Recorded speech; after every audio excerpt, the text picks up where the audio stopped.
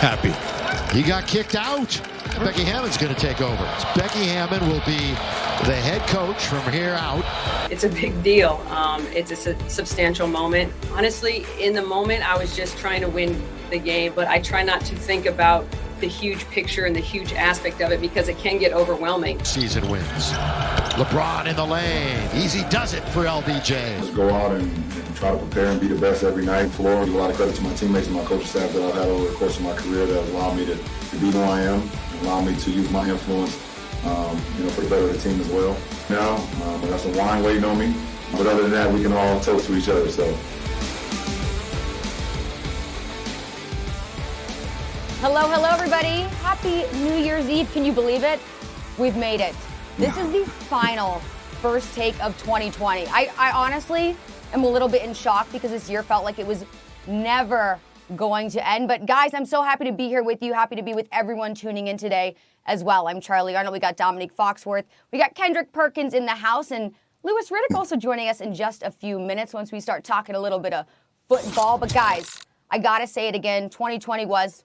well, it was a year, and we had a lot of history-making moments, some good, some bad, but last night we got two very good moments. So let's take a look back at the Spurs-Lakers game to see exactly what happened. Now, the first thing that happened, which girl power, so excited to see this, Spurs assistant coach Becky Hammon making history, becoming the first woman to act as head coach during an NBA regular season game, and that happening after you just saw Pop was ejected in the second quarter. Secondly, LeBron James, on his 36th birthday, might I add, became the first player in NBA history to score at least 10 points in 1,000, I said 1,000, consecutive regular season games.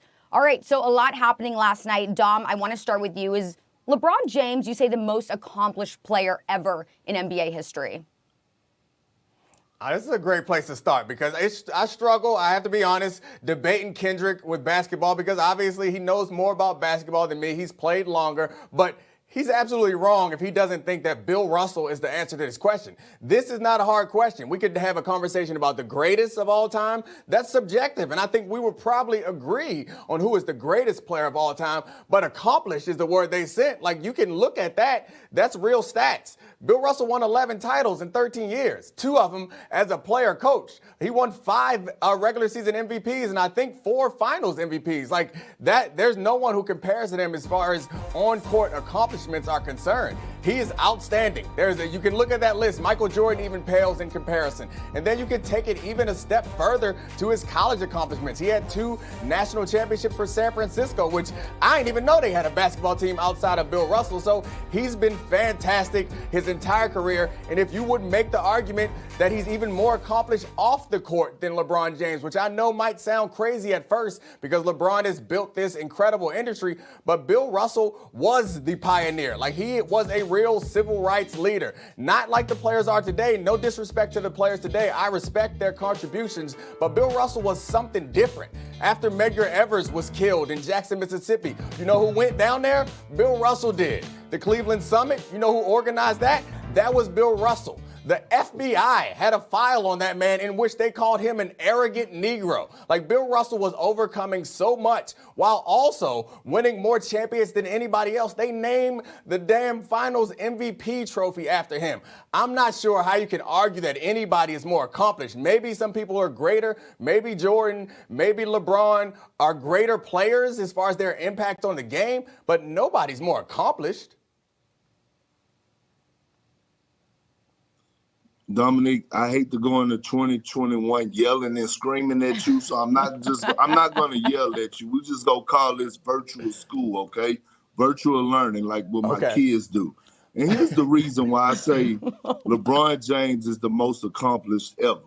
When you look at his body of work, right, individually, his individual accolades match up with the best of them, if not even better. But when you talk about a guy, when you talk about rings, and I'm not taking anything from Bill Russell, but this is not an individual sport. This is not boxing. This is not golf. This is not tennis, where winning championships define your legacy completely. This is basketball. This is a team sport. It don't happen that way. Does winning championship help Your legacy, absolutely. But when you look at everything that LeBron James has done individually on the court, he's probably going to go down as one of the greatest to ever do it. And then another word comes to mind, the word pressure. Pressure. No one has had the pressure of LeBron James. I keep telling people this. The pressure that this man has had since the age of 16, now he's 36. It's been 2 decades that he has had pressure. The pressure to fail, being called the chosen one. And no one could ever say that he's underachieved. He actually overachieved with the most pressure ever in the history of sports. And then when you talk about what LeBron James does off the court, always giving back to the community. The great Isaiah Thomas, who played for the Detroit Pistons, said it himself. Not only is he the GOAT, but he's probably the greatest to impact off the court. I'm not taking anything from Bill Russell, Kareem, all those guys that laid the foundation and did what they have to do during their era. But it's a different era. If you look at LeBron on what he did with more than a vote, he knew how important it was for African Americans to go out there and vote. He knew, he dug deep. He got a team together, a great team to form so we could educate all the African American communities that we grew up in about voter depression, et cetera, distractions, the way that they lied to us. So what he pulled off just in that was powerful enough. But the word pressure and LeBron James overachieving with the highest expectations, he's the most accomplished ever, Foxy. Okay, I mean, I appreciate that you put us in virtual school and no longer yelling on first take. So I'm happy to participate in virtual school. You think you taught me something? Now I'm going to teach you something. So you said pressure is what's going to define how great LeBron James is. You talk about pressure.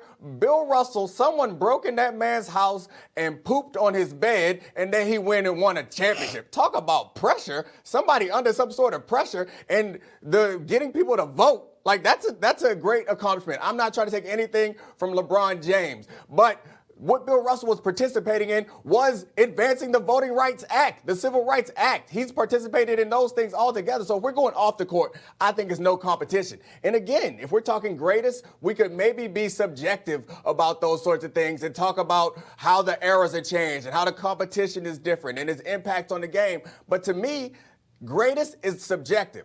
Accomplished is not subjective. Accomplished is about accomplishments. And they put the graphic up once before. Maybe they'll put it up again. There is nobody who compares to Bill Russell as far as accomplishments are concerned. And we saw, and when they were showing the video of LeBron James, we saw that man holding the Finals MVP trophy up. You know whose name is on that trophy?